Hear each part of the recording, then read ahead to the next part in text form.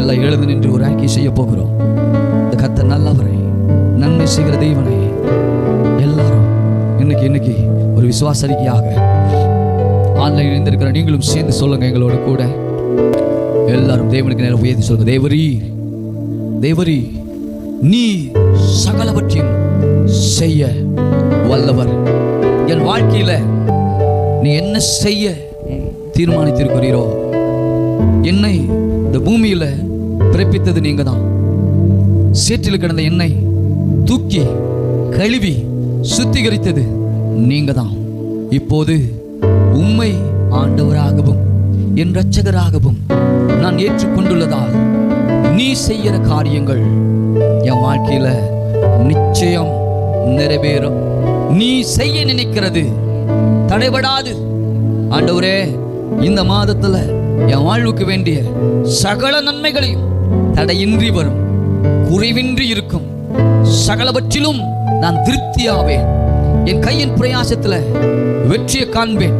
என் குடும்பத்துல சமாதானம் தடையில்லாமல் நதி போல புரண்டு ஓடும். நன்மையும் கிருபையும் என்னை தொடரும். அதை நான் அனுபவிப்பேன். என் சுகவாழ்வு எனக்கு உண்டாயிருக்கும். தேவனுடைய ஐஸ்வரியத்திலிருந்து என் தேவைகள் எல்லாம் சந்திக்கப்படும். எனக்கு வேண்டிய ஞானம் தடைபடாது. தயவு கிருபைகள் தடைபடாது. தேவனுடைய பரத்திலிருந்து ஒவ்வொரு நாளும் ஒத்தாசைகள் தடையின்றி வரும். அனுகூலங்கள் தடையின்றி வரும்.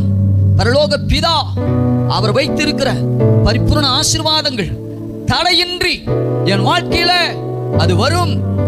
நிச்சயமாய் இந்த மாதத்துல நான் அனுபவிப்பேன். என் தேவன் செய்ய நினைத்தது ஒன்றும் தடைபடாது, ஒன்றும் தடைபடாது.